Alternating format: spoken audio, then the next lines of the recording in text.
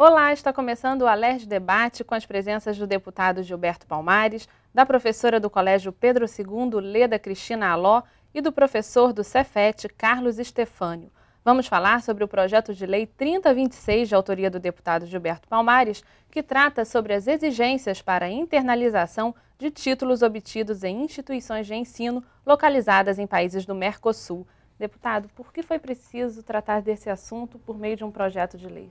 Primeiro, antes disso, eu queria esclarecer que a gente está tendo todo o cuidado na tramitação desse projeto de ouvir todas as pessoas que estejam interessadas, independente de qual seja a posição. Qualquer projeto de lei aqui na Assembleia, ele passa por 2 votações em plenária. Esse projeto já foi aprovado uma vez, iria para a pauta uma segunda vez, nós retiramos, exatamente para fazer debates desse tipo. Vamos realizar nos próximos dias uma audiência pública. E nós estamos nos esmerando em convidar, sejam as pessoas que entendem a importância do projeto, sejam aquelas que têm uma posição crítica, para só levar a segunda votação, ouvindo todo mundo. Estamos ouvindo também a Comissão de Educação aqui da Casa. Eu acho importante esse projeto por 2 razões básicas. Primeiro, se a gente quer levar a sério a questão do Mercosul, a integração do Brasil com os nossos países aqui irmãos, com a Argentina, com o Uruguai, com o Paraguai, essa integração tem que ocorrer nos vários espaços, do ponto de vista econômico, de facilitar a circulação das pessoas entre os vários países, do ponto de vista cultural, do ponto de vista educacional. Certo? Então, é uma medida para reconhecer, de fato, o Estado do Rio de Janeiro, reconhecer a existência do Mercosul numa área tão importante como é a questão da educação. Segundo, porque eu acho que é importante que venham estudantes, profissionais que venham se graduar, fazer mestrado aqui no Brasil, ver a nossa experiência, ver as nossas especificidades, e é importante também que hajam brasileiros e brasileiras que, também, olhando a especificidade desses países, vão lá também estudar e trazer a experiência para o Brasil.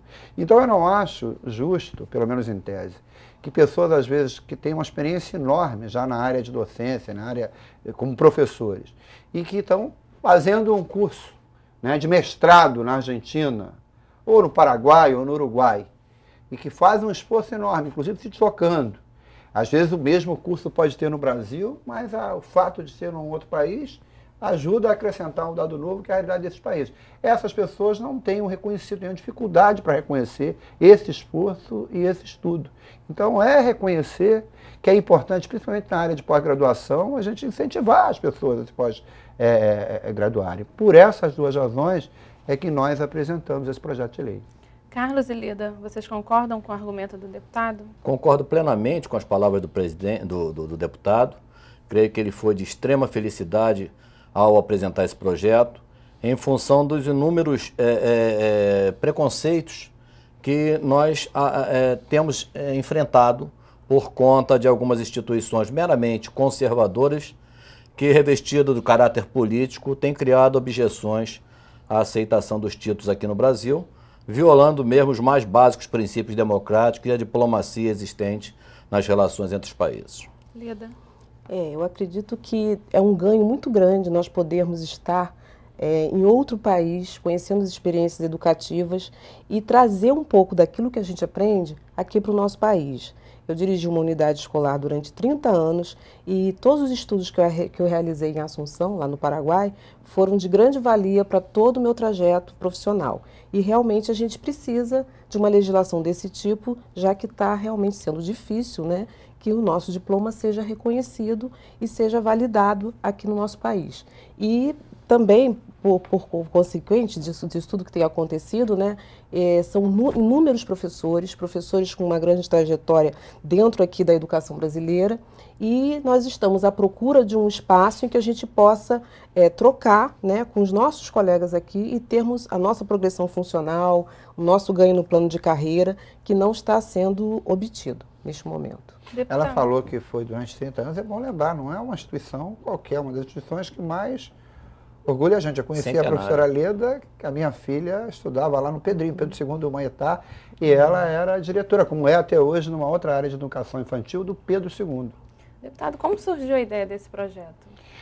vários dos projetos de lei que a gente tem apresentado aqui, a gente diz o seguinte: a gente tem que estar interagindo com a população. Vários dos projetos que a gente apresentou foram sugeridos pela própria população. Eu estava no município de Quissamã, num debate de outra natureza, sobre a realidade econômica lá de Quissamã, naquela região, e um professor de Conceição do Macabu me chamou para discutir e abordou a questão. Falou: olha, tem gente se esforçando, viajando, fazendo curso, e depois tem uma dificuldade gigantesca de esse esforço, né, ser considerado na sua trajetória profissional. Então, na época a gente estava num período difícil, eu falei: nós vamos deixar passar alguns meses e vamos voltar a esse assunto. Eu duvido. Aí a gente anotou, registrou e depois consultou algumas pessoas para ver se era uma coisa sentida mesmo em outras áreas, mas a ideia original eu esqueço agora o nome, mas é um professor de Conceição de Macabu, irmão do vereador Marlon, lá da Câmara de Vereadores de Macabu. E qual a justificativa? Por que esses títulos não estão sendo aceitos aqui no Brasil? Aliás, é bom que eles falem, né? Mas é bom lembrar o seguinte: às vezes não são aceitos, inclusive ilegalmente. Já há um decreto presidencial de 2005 que diz que, pelo menos em algumas áreas, exatamente na área de docência e na área de pesquisa, eles, se o título é reconhecido na Argentina, ele passa a ser reconhecido também no Uruguai, no Paraguai e no Brasil. Se o título é reconhecido no Brasil, ele também é reconhecido nos outros países do Mercosul. Então, tem havido uma resistência de algumas áreas, mas pelo menos pelo que eu li a respeito, na área de docência e na área de pesquisa, já há, inclusive, uma legislação que ampara essa questão. Eu não sei qual é o entendimento aí da professora Leda e do professor Stefani. Carlos. Veja bem, nós temos a consciência de que desenvolvemos e integramos esse projeto de uma forma muito positiva. Hoje são mais de 5.000 estudantes que se deslocam nos seus períodos de férias para a Argentina, Uruguai ou Paraguai para realizar seus estudos de pós-graduação. E por que esse trânsito ocorre do Brasil para com esses outros países? Simplesmente por falta de oportunidade em nosso país. O Brasil utiliza os referenciais de pós-graduação estricto sensu ainda da década de 60, quando foi regulamentada por um parecer de 1967. De lá para cá, não houve avanço no modelo de pós-graduação vigente no Brasil. O Brasil tem um dos mais baixos índices de formação de doutores. Nós temos apenas 1,8 doutores por 1.000 habitantes, enquanto os Estados Unidos têm 8,5 e a Alemanha tem 14 doutores por 1.000 habitantes. E esse quadro não muda já há alguns anos. Não existe um avanço na implantação de novos cursos de pós-graduação. Desconhecemos, sabemos a importância que a CAPES exerce no cenário da educação nacional, mas existe um relativo conservadorismo. As vagas, quando se abrem para novos mestrandos ou doutorandos no Brasil, são em torno de 6 vagas, 8 vagas, entendeu? Com mensalidades exorbitantes. E nós fizemos um estudo através da Associação Brasileira de Pós-Graduados no Mercosul, do qual eu tenho a satisfação de presidir, e nós constatamos que a carga horária presencial, que o curso é inteiramente presencial, exercida na pós-graduação especificamente da Universidade Americana, onde eu tive a oportunidade de me doutorar, são de 540 horas presenciais. E na maioria dos cursos aqui do Brasil, elas não ultrapassam 420 horas. Então eu questiono aonde é que está a fragilidade desse processo. Estamos amparados por um acordo assinado pelos 4 presidentes, legitimado e inserido no ordenamento jurídico nacional através de um decreto legislativo e um decreto presidencial. Então, o que precisa acabar, de uma certa forma, é esse preconceito existente e plantado e difundido pela CAPES no cenário das instituições brasileiras. A professora Leda, eu repeti, conheço ela há algum tempo, é uma professora na área de gestão também, de ensino no Pedro II.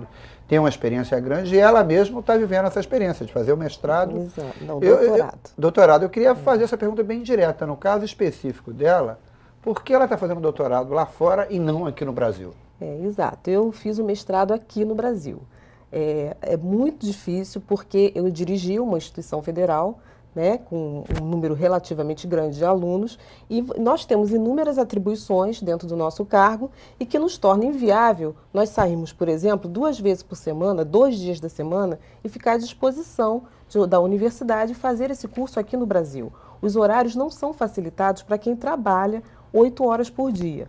E a maior parte dos professores que já estão no mercado de trabalho não tem essa disponibilidade no Brasil a gente não tem como substituir esses professores que desejam fazer esses cursos, né, para eles poderem ser afastados para estudos.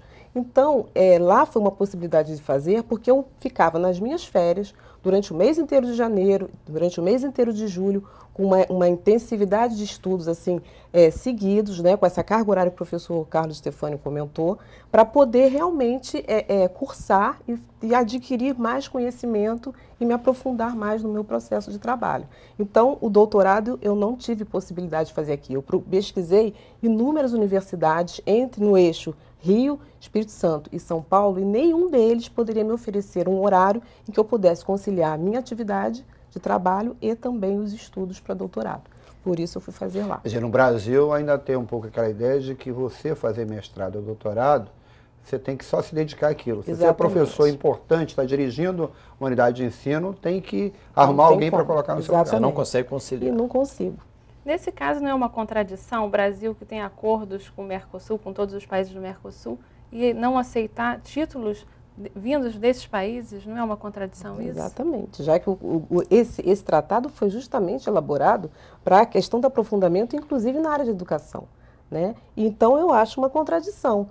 Ao mesmo tempo que há esse acordo e há um incentivo para que isso aconteça, quando a gente vai e faz esse movimento, no retorno a gente não consegue as benfeitorias. Sabe o que eu acho? Vamos imaginar que todo e qualquer questionamento que seja feito de boa fé e que tenha algum fundo de verdade. Então, as pessoas que questionam falam da qualidade. Vamos debater a qualidade de uma maneira geral. Imagine no Brasil, que você tem várias áreas que nós reconhecemos no ensino privado e no ensino público, que há deficiência. Nós estamos debatendo e tentando superar. Você não vai impedir um aluno que obtenha o seu segundo grau, num esforço enorme, num EJA, eventualmente por detectar uma falha. Tem que corrigir e melhorar a qualidade. Então, o esforço do Mercosul é o esforço, inclusive, de um país ajudar o outro a avançar em determinadas questões. Então, mesmo o argumento da questão da qualidade, supondo que ele possa ter, eventualmente, alguma lógica, ele tem que ser discutido criticamente, na minha opinião. A gente vai fazer um pequeno intervalo e daqui a pouco a gente volta. Fique ligado na TV Alerj.